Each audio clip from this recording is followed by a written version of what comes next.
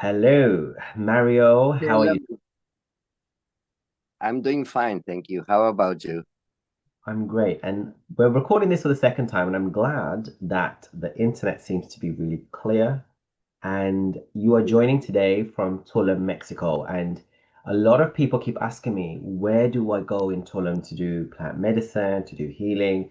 And you are one of the only plant medicine people I actually recommend because all the others seem not to care, you know? You- Thank you for the trust. And yeah, it's a sad reality. And it's like a trend, it's like a phenomena. Like all of a sudden, everybody wants to be the shaman, the healer, the medicine woman, the leader, the guide, the guru, the teacher, the master. And then people who are very clever watching this trend make workshops that promise you to make out of you a shaman in a weekend and learn a plant medicine in 2 days and things like that. And because there's a lot of lack of knowledge around it, people do think honestly that you can do it that way. So all of a sudden, there's like an invasion or a plague of people who have a good heart, but they really don't know what they're doing. So Yeah, it's a and people dangerous die. combination because there's a lot of good people around. They just need to be better prepared. People And die. well, you met me after doing this for 40 years. So I guess I should better know what I'm doing by now. Yeah. And that's what I want to say to the followers watching is that basically with Mario, he's walked the walk and he's done all the stuff as well. He's done so many different things.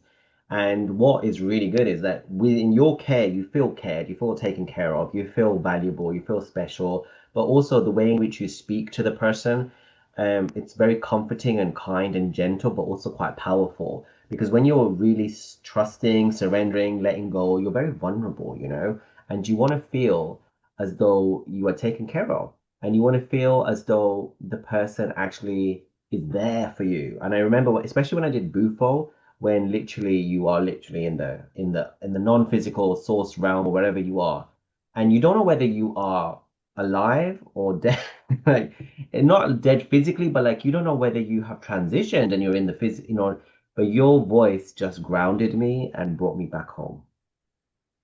Yeah. Oh man, I'm glad it worked there.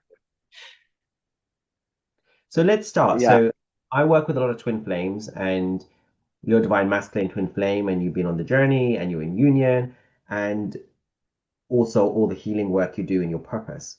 Before we get into all of that, let's talk about your background and how you came into all of this, like how did you get to being someone who works in the jungle, helps with plant medicine? Is this who you always were? I think it's what I was since the very beginning. I grew in a house that had a gigantic garden that had border with a medium-sized forest. So, and my parents were very busy all the time traveling and all that. So I was basically alone with a lot of animals and in nature. So something got hooked there because it was the years of my formation. I was forming like a person basically in nature all day long and most of the time alone. Then eventually growing, I was interested in helping friends that were with the indigenous people, anthropologists and people like that. Then they first invited me to meet indigenous people. I saw for the first time ever ceremonies and rituals that I could have never imagined, even in my wildest dreams. Much more than movies, something extraordinary, but shocking in a way that I couldn't really ingrain in the world after I came back of every of those ceremonies and rituals that these people exchange with us as thankfulness for the work that we do for them when they need support in the system or with lawyers or understanding their regulations or when the government wants to invade them with powder milk or electricity or chopping off their forests.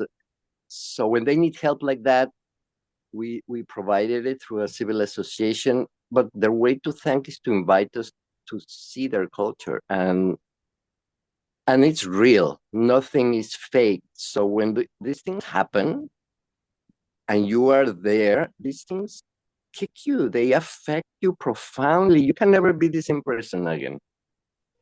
So with them, I began knowing that there existed these incredible plants that alter your consciousness. That for me was like mind blowing, fascinating. And thanks to these people, I began using uh, power plants. If you're sick, we can call them sacred medicines. I've preferred to call them all my life tools, because you don't necessarily need to be sick to approach these extraordinary helpers.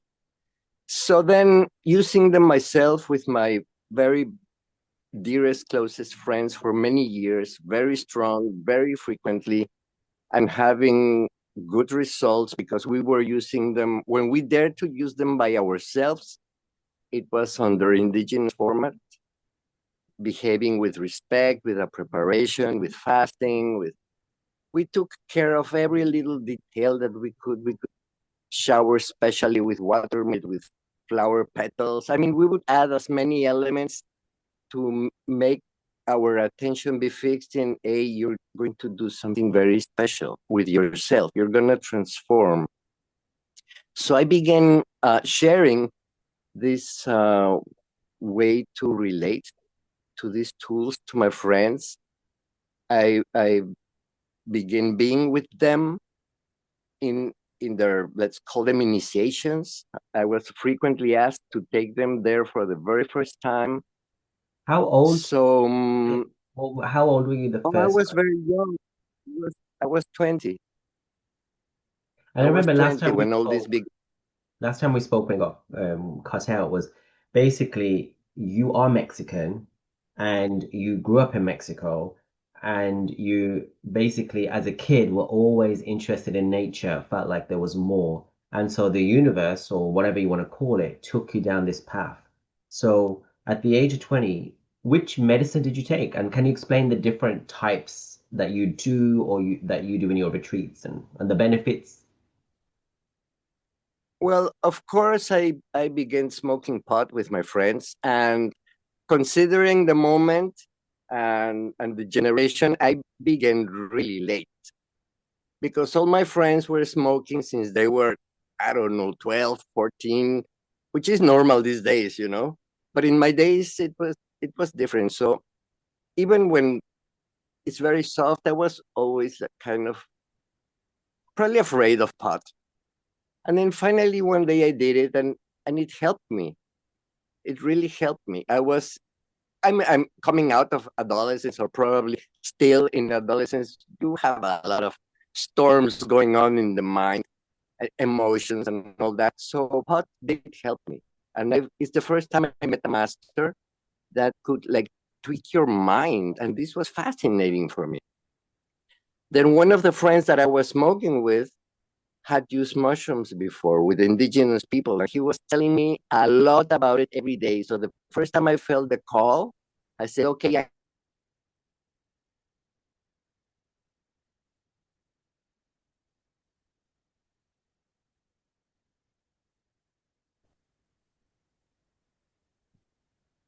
yeah. So then I took mushrooms for the first time when the rainy season came, and I had to wait a few months.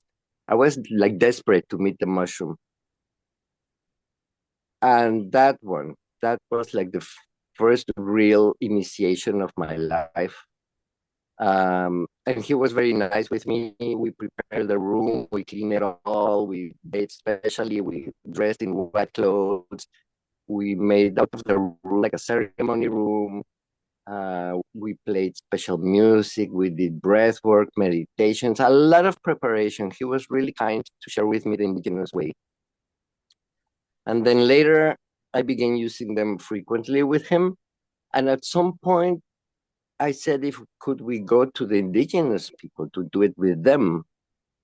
And then we began going to the mountains, to the indigenous people very frequently in rainy season. And then friends that heard our stories and saw our changes wanted to go. So I began taking people up there. So I made a relationship with a family up there that's already 35 years old, probably 3 generations.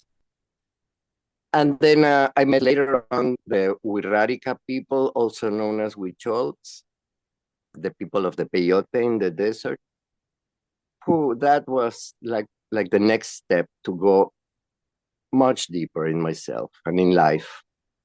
And it gave me these people behave in a very peculiar way that later, many years later, when I researched and studied deep other culture, I discovered or understood that they are direct descendants of the original Toltecs that were the most extraordinary culture of Mexico. They just brought a civilization. All of a sudden, they appeared. Nobody knows exactly how or from where or what, but they brought mathematics, astronomy, medicine, city planning, architecture, agriculture, poetry, music, mind blowing. So these people are descendants from them, and the operative system have to ingrain with life is fascinating because it's way simpler than our society, our modern world. It's another way of seeing life. It's another way, another operative system. But it's much more effective and it uses much less energy and it's a happy experience, but it's difficult. So I fell in love with that. And that was related to the use of the peyote, which kind of softens the metal structure to allow you to mold in another constellation that is healthier. And then, of course, I began sharing this with people. So to make the story short, I continue exploring different of these tools, plans from indigenous nations of Mexico. And then decades go by, I'm doing this all the time, taking people to do these things, among other things. This is not like the main thing I do, but it's one of my specialties, I could say. So then eventually, life is full of difficult stuff. So there's this epoch where a lot of difficult stuff began to happen like in a domino effect, one after the other, after the other, after the other. And we all have certain endurance. But when you're hit too often, too hard, you begin weakening. So like it was like a beautiful design of the series of life. At the moment I couldn't understand it because in my experience then, my life was just being assembled and crumbling apart and falling apart. And I felt like lost, like it was unfair and unjust, dark. I don't know, it was heavy. Everything was taken off. All my family died, all my friends died. And then my life with another person all of a sudden finished. She just left overnight. And then that was the last thing that I had to hold my life onto. And all of a sudden I discovered myself in what they call the dark night of the soul. So wait, the person who And I left, didn't know. the person who left, we'll talk about that person. That's your twin flame, that's your divine feminine, right? And what people label as. It's no, well, because of the framework in my mind, the way I relate to life, I'll address this twin flame thing with you because I'm really not into that. Yet I was living with this person for 30 years. So it was somebody very important in my life. So the thing is, she lives it's complicated. That's another story. It's like another, which I'm not exactly wishing to share, maybe not at the moment at least. But the thing is, I discovered myself in a situation where the depth of the pain of not having anything to do anything about it, and the loneliness and the feeling of injustice, and I don't know, it's a big salad that then, and it was not getting better. Everything was, it's like floating in the void.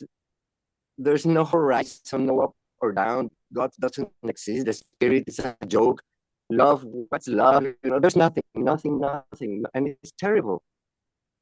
I, I have thought it's even more terrible than hell. If hell would exist, there's interesting things going in hell, but the place where there's nothing is so scary. So one morning I woke up just not being able to deal with this thing anymore, and for the first time, I thought I wanted to kill myself.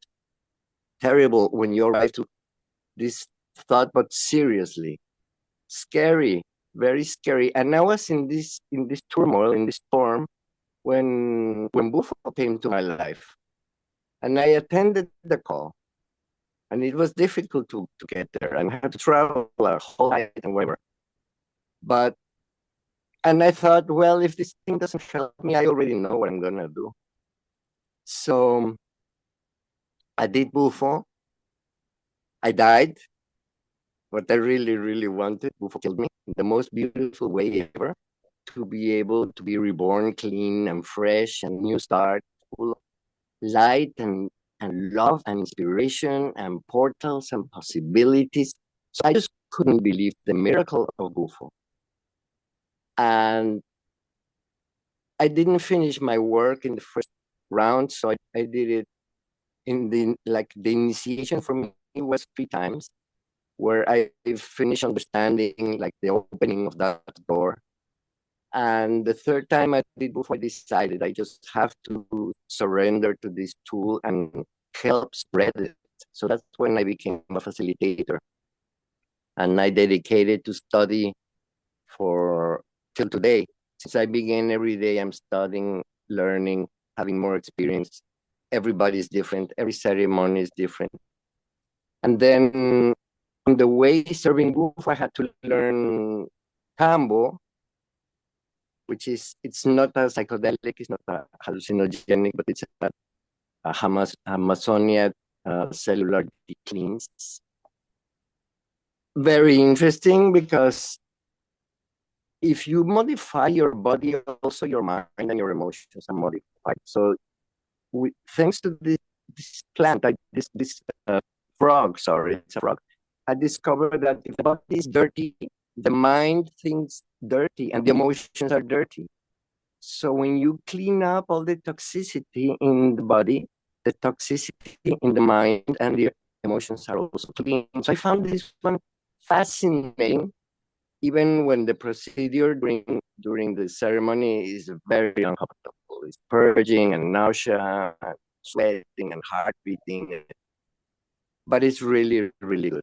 And then in this process of working with these new medicines and in Tulum, that it's full of magic and interesting people and interesting things, friends who had family members or brothers or boyfriends in serious addiction problems began asking me what to do about it. And when they told me how bad they were, I knew, and I hadn't done it yet, I had been studying it for years already. I knew the only way that type of hard addiction was ibogaine, not Bufo, because people came to me looking for Bufo. Bufo does help you with addictions or alcoholism, but when it's, let's say, normal, when it's too strong, I understood it was through ibogaine. So I began taking, interesting enough, it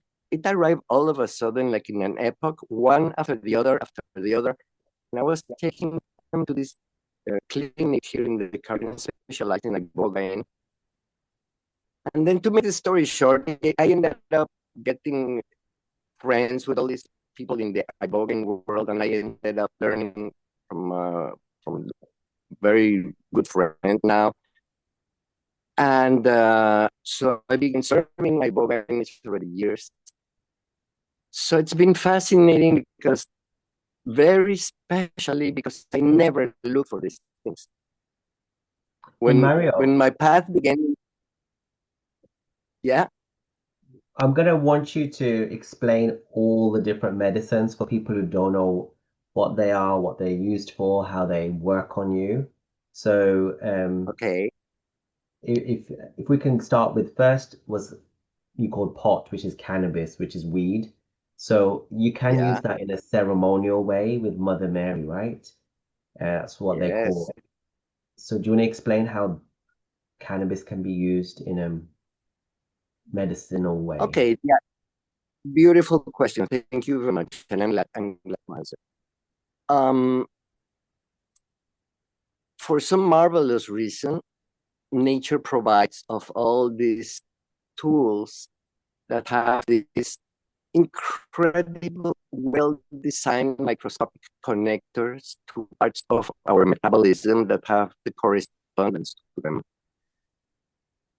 We are part of the chemistry. So let's say we are half of the deal. We take these tools and they react to our chemistry, and the reaction is what heals or what helps or what opens the mind.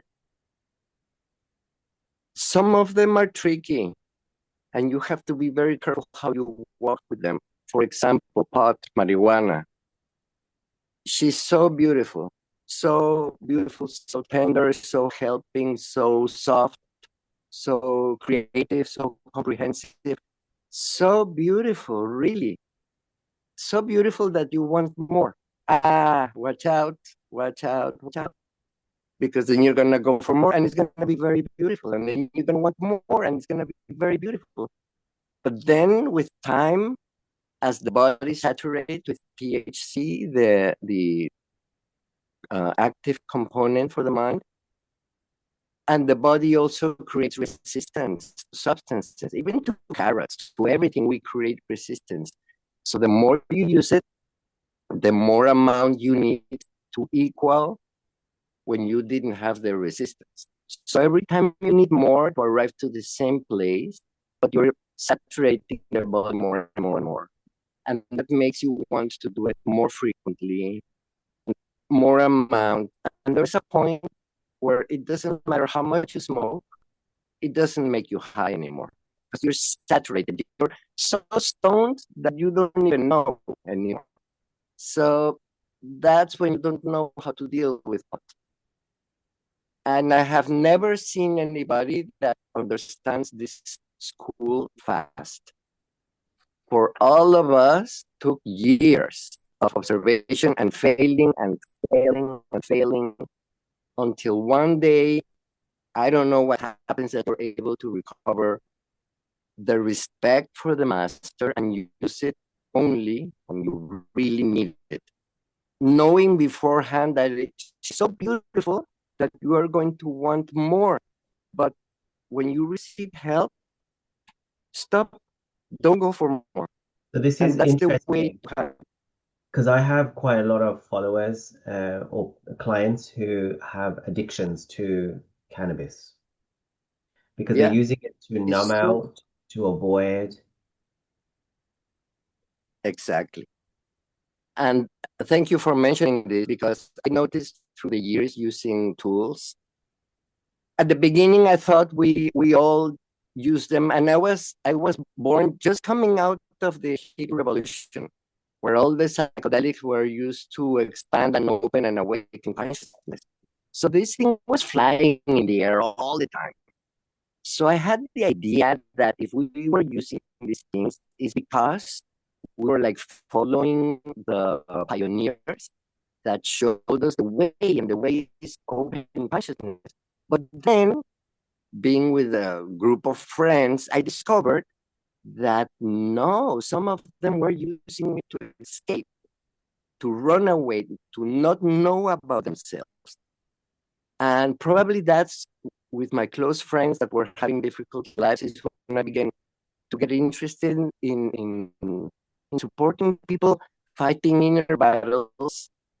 Because, yeah, of course they wanted to escape. They had an abusive father or an aggressive mother, or they were abandoned because their parents were never there, or they were having economical problems, or somebody in the family was very sick. So they just couldn't deal with it. They were just like kids, you know. they found these things to forget about it for a little bit. And we also split into, my initial group split into, because some of them discovered like pharmacy pills, strong like synthetic opioids, and they continue numbing themselves even more effectively. And then half of the group went over there, and I saw like, wow, all these guys were doing exactly the opposite than me. I was trying to find myself, and they were running away from themselves. And this is something that happens a lot with pot. People use it to run away, like alcohol. And then mushrooms, which are also known as psilocybin. So, can you explain how that is used Yeah, for healing? mushrooms. Oh, mushrooms are so beautiful. Even in the mountains, indigenous people here in Mexico call them little children, not just children, but little children. And they see them like magical beings, but like children, because they're playful and they're joyful and happy, but powerful. Their harmony heals. They are, they are. I think it's important that you've done a lot of pot work to understand that you can alter your mind, because mushrooms go to the next level and they do alter your perception, and you do have visuals and you do see things. I don't know if to call them hallucinations, because they're visuals, but not exactly hallucinations. And it's fascinating to see things that you've never seen, and even colors that you've never seen before, and the designs of these things and the movement, this psychedelic that mushrooms have is wonderful when it goes there, because sometimes it will also want to show you some shadows, some dark parts that you should address to continue like a healthy person. And those trips are uncomfortable, because you didn't want to see your dark sides. They are, yeah, they're uncomfortable. We all know that's why we don't want to see them. But the mushroom is a master, and it sees you like an X-ray, transparent, and then it can see your energy and go like, you know what? If you don't fix this thing, you're stuck. So look here, and then it shows you, and you're like, oh no, yeah, what are you gonna do about it? And then you take decisions like, yeah, this is not okay. I gotta fix it. I gotta open myself. I gotta open my heart. I gotta let go. I gotta forgive. I gotta. So it gives you a very beautiful, clean, childlike comprehension and decision takeovers, because children are very easygoing. They're not gonna be like looking for complaints and stuff like that. So it invites you to this freshness of a kid that accepts life and goes like, okay, yeah, let's do it. So I find with mushrooms, I do. I find with mushrooms, like when I take them, it like they like dancing in my chest area. It's like little chilies, and then all of a sudden, after they start kicking off, it's like my whole brain goes online. It's like all the neural pathways just get online, and it's like, zzz, and then I just can understand so much from different perspectives. Yeah, yes. I think that's because we are unblocked, and once the blockages are there, we do know. We just sort of remember. Some mushrooms are beautiful. It's very nice that they're now being considered again for research and study. It's beautiful that they're being legalized and that they are already used again in therapy, because they do help. And used with the guidance of a therapist is extraordinary what you can do. Definitely, you can solve trauma and addictions and grief and all these things. The only downside, before that we didn't have other options, is that you have to do it quite sometimes, depending on the size of the problem, and frequently. So yeah, I mean, you come out of war totally traumatized. Yeah, you can heal these post-traumatic events, but it's going to take you 2, 3, 4 years of mushrooms, 5, 6, 8. 10 times a year, and then it's gonna be solved. Wow. Because normally people that arrive to this point, they go like, I've been in therapy for 25 years, 30 years, it just doesn't work. I'm as bad as the first day. So if you were stuck for 30 years and to be able to fix it in 3 years, wow. Yet now we have other things like Bufo. In one Bufo session, in 20 minutes, problem is gone. So tell us more about Maybe if the Bufo. thing is What is Bufo and how does it work? okay, Bufo. We jumped and we left a few of them in between Don't because worry, I Bufo have a is list. considered. I will tick them as we go along. Don't worry. Okay. Bufo is the most powerful entheogen that exists. There's nothing more powerful than this thing. It's like the ultimate experience. It is said that you cannot have a more powerful spiritual experience with anything else than Bufo, which I would say is true. So this is a fascinating substance because in first place, one of the things that for me is very fascinating is in first place, this is part of the mammal metabolism, meaning that we create this molecule in our body with our own glands, like mind blowing. I have to mention this because, for example, if you address the help to the world of the mushroom, well, it's the world of the mushroom. So you will invite a foreigner to come visit you in your home, your body, and then fuse with a foreigner element, psilocybin, like from an alien of another planet. And then the body figures out how to process it and get rid of it. The time that the body is tripping is the time it takes for the body to get rid of it because the body knows it doesn't belong there, but the thing got plugged in.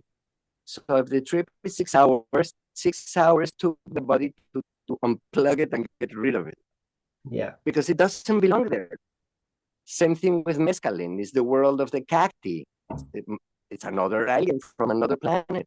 Or ayahuasca. It's this vine, But 5-MeO-DMT, it's a hormone and it's a neurotransmitter. And it's created inside the brain of mammals in the pineal gland. So it's part of us. We use it all the time to think the process of synapses because it's a neurotransmitter, one of the many. And it's also a hormone, so it regulates the function of the organs. We use this 24/7 in minuscule amounts, let's say homeopathic doses. Yet there is phenomena in the body, the pineal gland totally resists all the amount in its contents twice in a lifetime, birth and death. And the order that this thing has when the brain is flooded with it, the order in the neurotransmitters is disconnect. When the amount is small, it brings neurons together, it connects them. But when you raise the amount, it works like a magnet that would be switched off and then it repels the connections. This design by nature is to stop the brain because when it's time to die, real death is when the brain stops. So this is like the exit to allow our spirit to be free from the box of the body when it's time to go. And then the fantastic thing is that there is this toad, like in fairy tales, this toad that lives in the desert, hibernating 10 months, creating in the skin, in the neck, on the arms, on the legs. It has 16 or 18, I don't remember, bags with a secretion that is the immune system, but it's also the defense system. It's a poison. And when a predator comes to this toad, it sprays them with this thing and it either knocks them off or faint them or they die. But the time, if they return, toad is gone. For really uncanny reasons that still are mysterious. Nobody really knows how humans know and have developed how to do this, but these days, the secretion is milked from the toad when they come out in the rainy season, only 3 months a year. And then when they milk them, they squeeze the glands with a glass on top. And then next day, they expose the glass to the sunlight so it dries. And then this is peeled off from the glass. And it's like a yellow glass or a little bit plastic kind of a thing. And then you chop this into tiny pieces and put it in a glass pipe. And then you need the fire of a torch, which is a blue flame, 1,200 centigrades. And then this secretion vaporizes. That vapor is pure 5-MeO-DMT, which then floods the brain, and the brain doesn't know where it came from. It's there all of a sudden, and the order to the brain is disconnected. So it's like, shut up. That's why when you read or research around Bufo, you're going to frequently find the term ego death. And there's also a misconception because people think that you can just do Bufo and get rid of ego for the rest of your life. Would be beautiful, but would make us impossible to live here because we need our ego to function among humans. And so we need it, but we can have a vacation from that thing for a little bit. So the brain collapses, meaning that the operative system of the intellect collapses like a computer that crashed. And then the experience that happens is extraordinary because you don't have the mind to be controlling your reality, describing it as it wishes for you, putting all sorts of labels like colors and sizes and textures and prejudices and because you didn't die, you're still alive. What you experience is what is left when the brain stops, and what is left is you. Your spirit, your soul, your energy, however you want to call it, but it's what you really, really are. And there, the unit of yourself together with the mind collapses, and there's no you anymore. There's no me. And you remember that you are infinity in person, and that you have never been born, and that you're going to be here forever, and that you are everything. And you remember this thing, and it's not a hallucination. It's not a trip. It's a remembering. And then when you come back and the ego comes back, you still cannot forget this experience. It really changes you forever. You can never be the same person again. So one of the reasons why people seek for it when they are going through addictions is very interesting because when the brain disconnects, the part that stores trauma is just a series of neurons that are connected, like let's say a script, it's coded. So this thing erases the code, and when the brain is connecting again, very especially the part that contains trauma, doesn't know how it was wired because there's not another hard drive with a backup, and there's not a cloud with the information. And the way it's wired, the memory of the wiring was in the wiring itself. So once disconnected, it's lost. And then when it's time to reconnect the brain, the only alternative that the body has to do it correctly, because it doesn't have the information in the brain, is go to the genetic code and find how is, let's say, the factory settings to connect the brain. It's there in the manual. So it finds the information, like it has the information for the iris in our eyes and the molecules of the skin and the hair. Everything is in the genetics. So it finds how to connect the brain and it connects. Very simple. Factory settings manual. So when you open your eyes, you also find a lot when you research about Bufo, death and rebirth. Because yes, you enter the experience knowing that you're dying. And somehow you do die because you'll never be able to be the same person again. And then when you come back, that part of your brain that was formatted it's also just born because neurons are very fragile type of cells, and they live only of three things. They live of oxygen, nutrients, and electricity. If one of these three elements is missing for less than 1 second, they die. They're so fragile. So when you use bufo and the brain is disconnected for 5-12 minutes, these neurons disconnected, lack of the electric impulse that will keep them alive, and they die. So in neuroplasticity, one of the things that the brain does is when a neuron dies, it just flushes it and installs a new one. This thing is so fast that it's almost impossible to see what's happening. As one neuron is being deleted, the other one is being born in the same place at the same moment. So the brain replaces dead neurons all the time for born ones. When you do bufo, all the sector that contain the trauma died, certainly died, even the neurons that contain the trauma, and they're flushed away. And by the time you open your eyes, a part of your brain is just born. It has never been used. It was full of trauma before, but not anymore. And that is wonderful because then you don't have the blockages of the traumas anymore. And then when you go back to your everyday life and you want to do the things that you want to do, there's nothing going to stop you, because the only thing that always stopped you were your thoughts around the things that the trauma brought.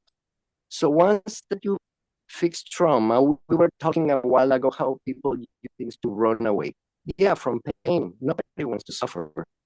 But when you do bufo and all the trauma is erased, then when you come back and maybe you were, let's say, alcoholic or using cocaine or gambling or workaholic or sex or TV or video games or any addiction that you had to run away from the pain of the trauma, you discover that no, you don't want to drink anymore. No, you don't want another line anymore. You're not attracted to the video console anymore. No, you don't feel like working so much anymore because you don't have anything to run away from anymore. So another of the fascinating things of Bufo is that it's only 20 minutes, the whole thing. And I was fascinated by the speed and the depth and the power of this. And it happens that because it's part of the metabolism, the body knows perfectly well how to deal with this molecule and put it back in balance very fast. So in 20 minutes, no matter how much you put in the brain, in 20 minutes, the body will bring it back to its normal levels of 5-MeO-DMT to work in normal mode. So Bufo, wow, is one of the, I love Bufo so much. It's a miracle. I've seen miracles every time with Bufo. And then what about Cambo? What is Cambo? Cambo, okay, another beautiful tool. When people understand that it's not a hallucinogenic or an entheogen, there's this interesting type of people that immediately loses interest for it, because there are people who are only looking for things to alter their consciousness.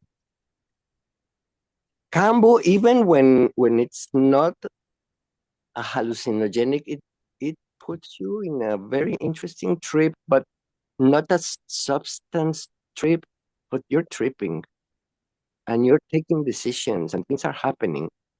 Cambo, let's go to the beginnings. Cambo is a frog. This one is not a toad from the dry desert. This is a frog from the green rainforest of the Amazon jungle. It's a millenary, well, centurial for sure, medicine used in all the Amazon jungle by all the tribes, hundreds of years using. They use it for a lot of things, even to prepare for hunting. They say that they are more lucid and they have their senses sharper and things like that. But to heal a lot of things, probably everything. They even discovered, and they even named it, when you do combo correctly, which is the use of this medicine for 3 times consecutively, it resets the immune system, and in a way that they call it the definitive vaccine, because after that 3 sessions, you will not get sick from a virus or a bacteria ever again in your life. You'll get sick of other things, but not from a virus or a bacteria, which is mind-blowing.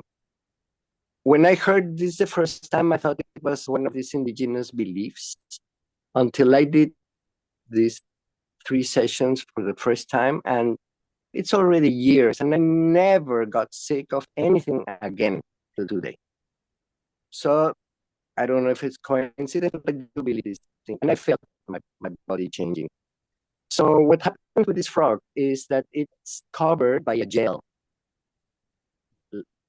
like a transparent gel, and she seems wet because of that, or she's wet in poison. So I've never seen this. I've been told that some of the elders know a sound where the frog comes down from the trees, answering the call. So they don't have to like hunt her, but she comes. You call her friendly, which doesn't surprise me at all, being in touch with the indigenous cultures all my life. Yeah, of course it can be a friendly thing, not bound. So then they scrape this gel from the skin of the frog into a stick. It's like a lollipop stick, a wooden thing, and there they let this poison dry. Or, well, that's for to use it later, because sometimes they use it fresh, directly from the frog, which is the most powerful. So if used later, what they will do is scrape this poison, which is dry now, with a little bit of water to make a paste, and make little like pancakes, miniature pancakes, like confettis, but miniature. And then on the skin, with a tiny, very thin branch, make a superficial. They call them burns, but they're not really burns. It's just a touch on the surface of the skin to get rid of the very first layer, the epidermis. That when you open these, which are called windows, what lies underneath the epidermis directly is the lymphatic system in all the body. Is the shield, the armor, the castle. So then these pancakes that we made with this paste of the poison are applied 1 dot in every window. And that's how this medicine or this substance enters the body through the lymphatic system. And once in the lymphatic system, it enters the bloodstream. And the way it works is truly fascinating, because it's a little bit like a trick. It has this weird sense of humor, like a joker of nature, where once that this substance is in the body has this chemical language with life. Everything that we eat, that we touch, that we smell, it's made of chemistry. And the body understands chemistry, and it has this chemical conversation with life. So all of a sudden, the body is having a normal day, and it discovers this foreigner agent. It's already in the blood. For something to get in the blood is difficult. Things don't get in the blood like that. So all of a sudden, there's this stranger in the house, in the blood. And once the body finds it and reads it, it says poison, and it says deadly. Yes, for the predators of that frog in the Amazon, small creatures of the trees, birds and all that, yeah, but not for humans. But yet, nature never knew that this substance was going to come out of the Amazon jungle to humans. So for the human body, it's not poisonous. But the message of the substance, because it's what it is, it's poison, is deadly. So the body freaks out.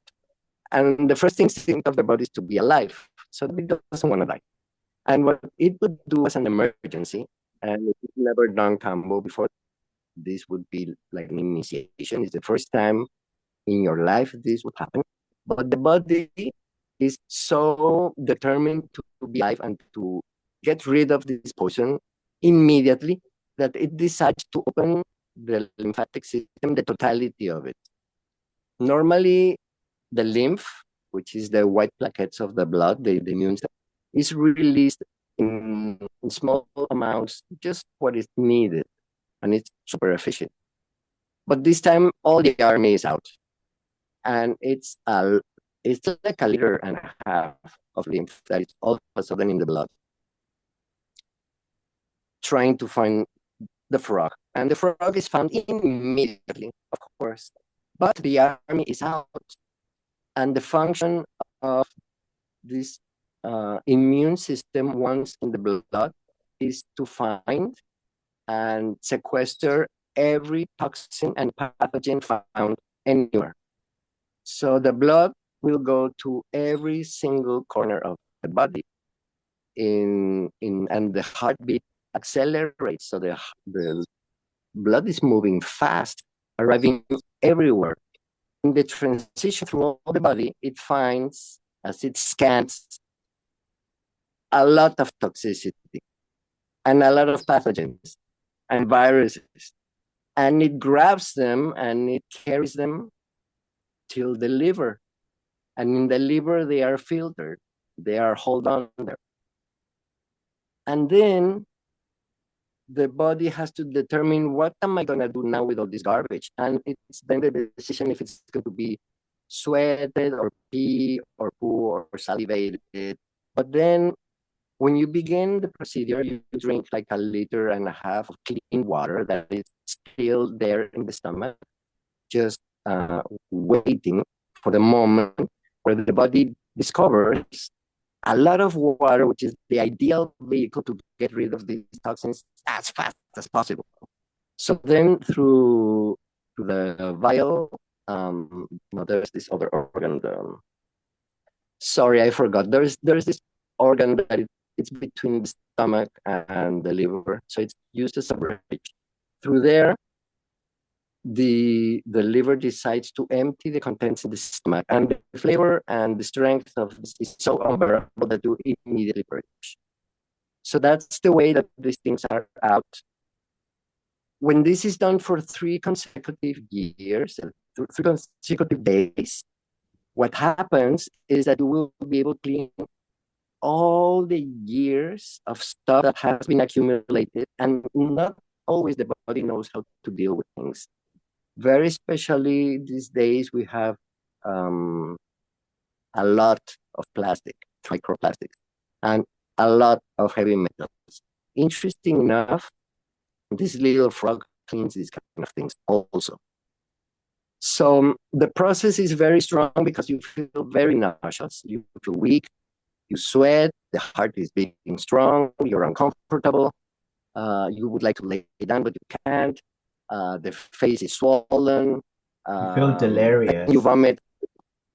Yeah, you get delirious. And interesting enough, with all this physical reaction, and this is one of the interesting things to observe in doing combo, is that the mind is reacting with all these thoughts. It can vary from person to person, of course, but you think stuff like, wow, why am I doing this? Why do I do these things to myself? I don't like it. I want this to finish. I hate it.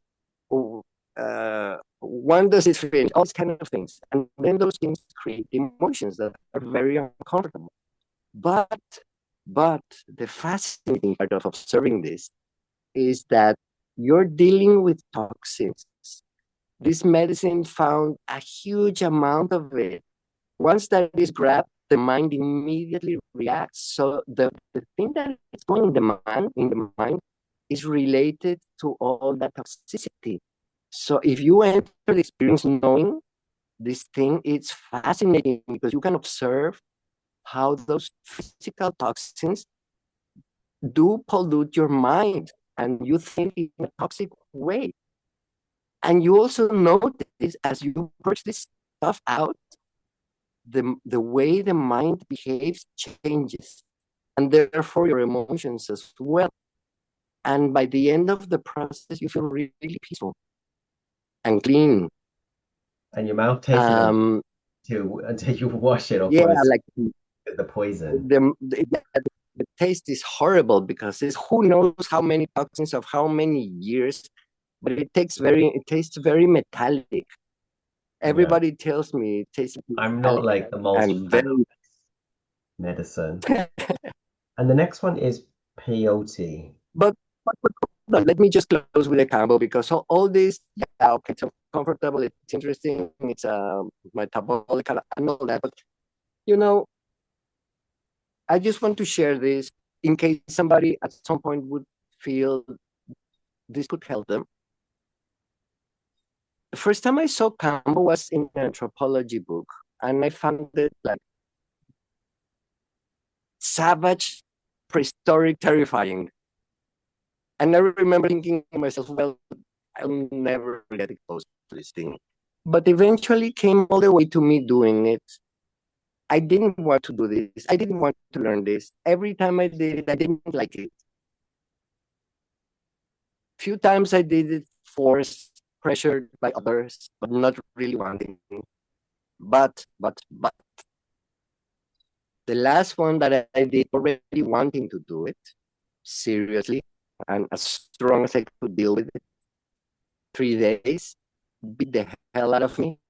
I was very weak for the following 2 days, but day 4 or 5, these are three things that really affected me all life. Okay. So one morning I get up and I'm in the bathroom looking at the mirror, which is like 1 meter in front of me. So the mirror plus the reflection, I see myself like 2 meters away, right? And I'm watching at my eyebrows with incredible detail, like 4K, ultra high resolution. And this really caught my attention because I come from a family that they all had myopia since grandparents, all of them, both families. And when a kid, I realized this began going on in my eyes.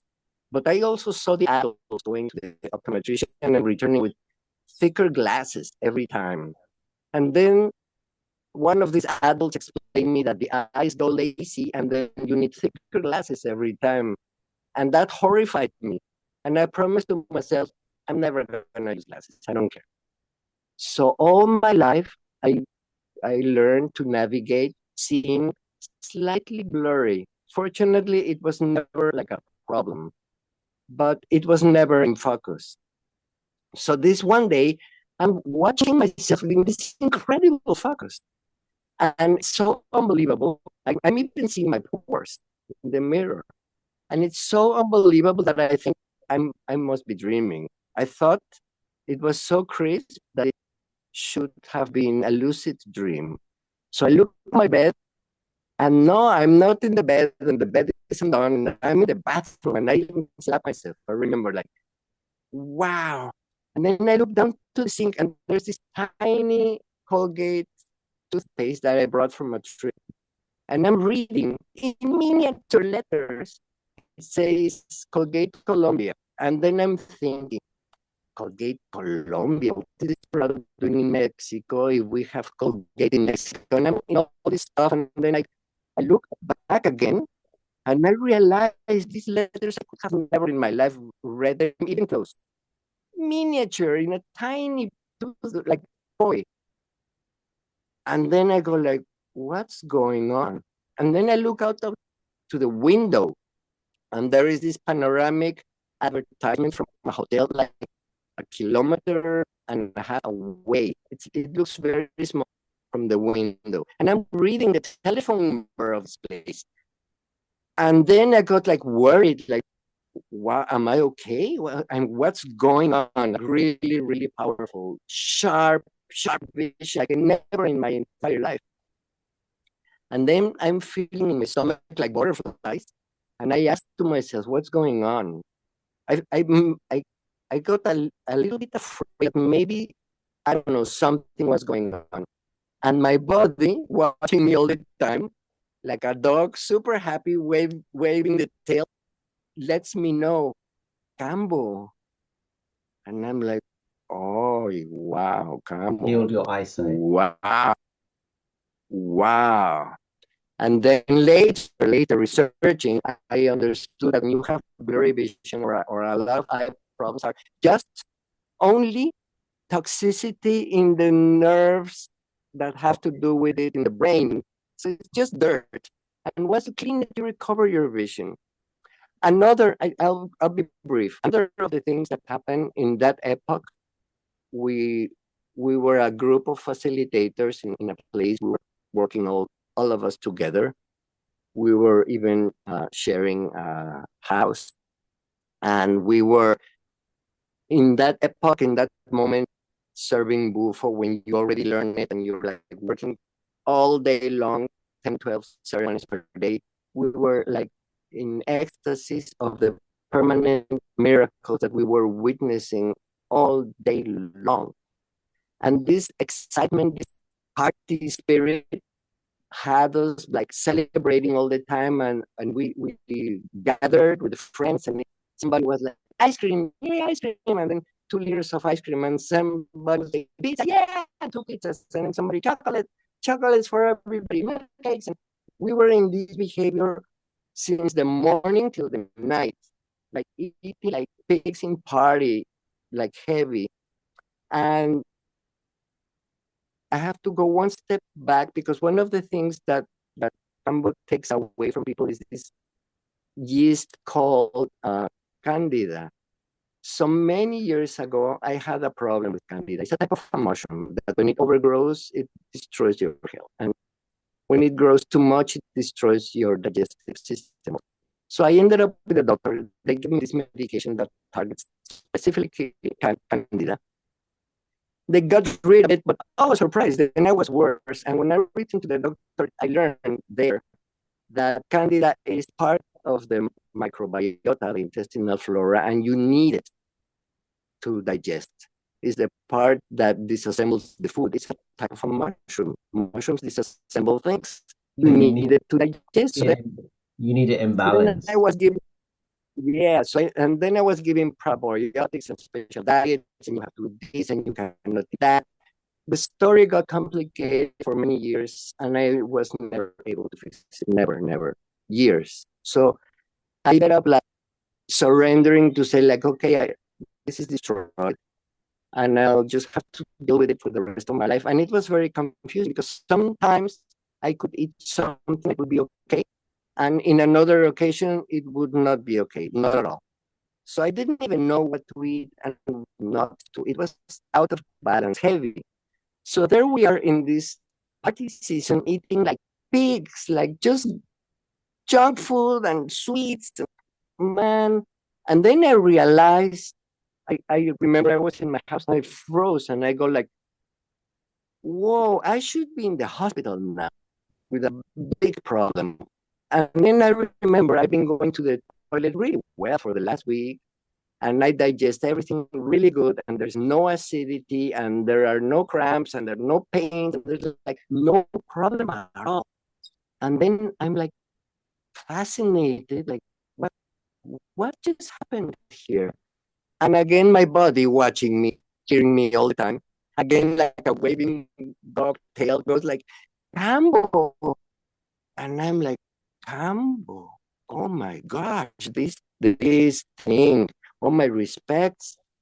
And I remember that's when I really like, how to say, I felt sorry with myself that I had been so rude to this medicine, so disrespectful, so judging, so rejecting, so distant. So I was very bad person to this beautiful medicine beforehand. So this humbled me. That's what I It wanted to write. humbled you. This Yeah, thing I was thinking humbled me that. to see Humbled the you. benefit, So Mario, despite of.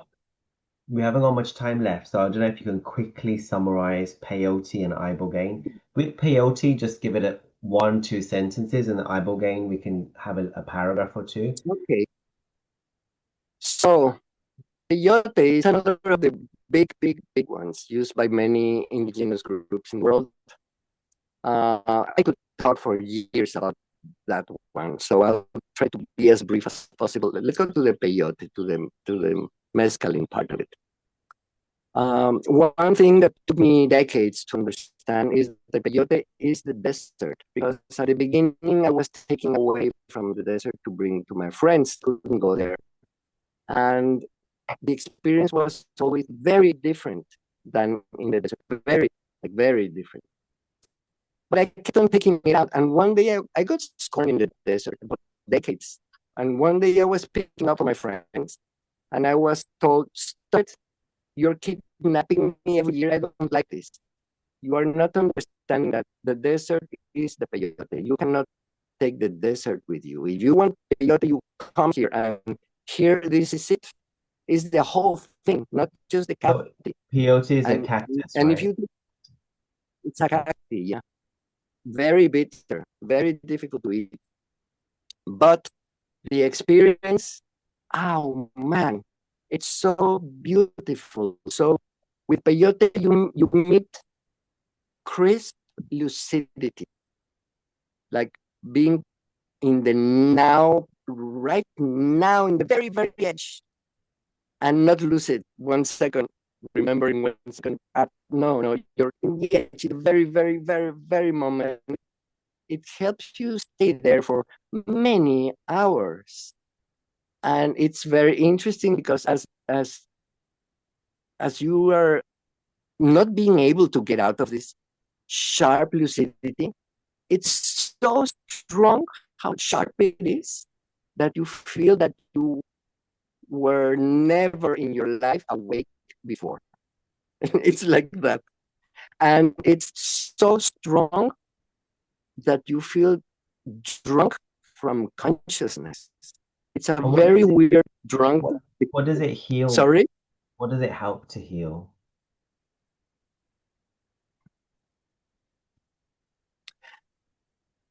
I think it's very vast.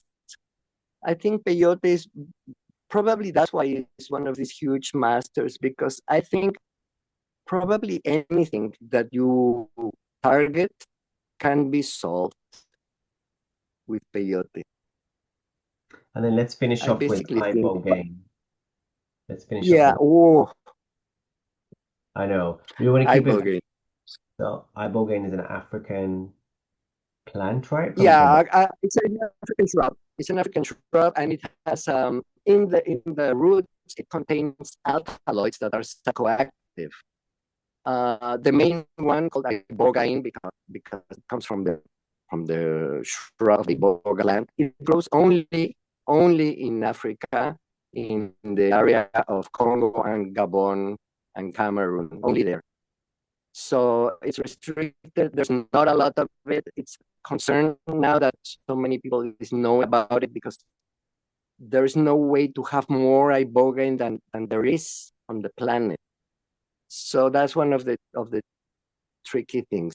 But well, anyway, from the iboga, like three completely different things are happening. One is it's a ritual, ceremonial, and a religion in that area of Africa. So people use it for an initiation to become like a spiritual person. They eat the bark of the root directly, just dried, and they have to eat a lot of it to have the experience, which is very long and very visual.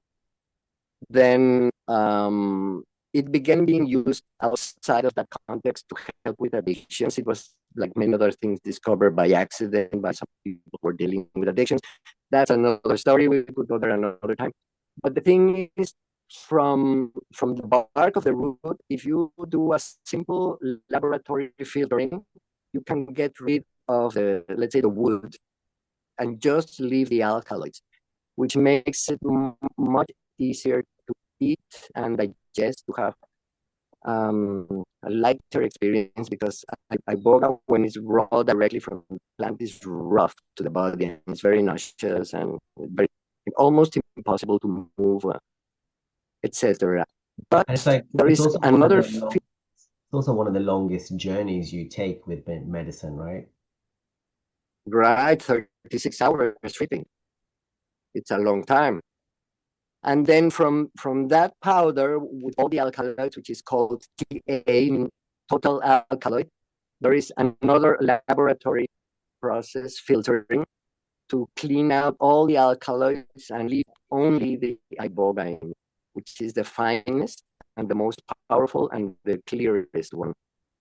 And that's famous worldwide now because it has saved, rescued a lot of people from deadly addictions. People that could be dead now they're alive thanks to the iboga. So it created its fame for solving this. And if anybody's dealing with horrendous addictions that are going to kill them within a few days, go to iboga, and that's the solution. But you don't necessarily need to have a problem to use it because this one is unique.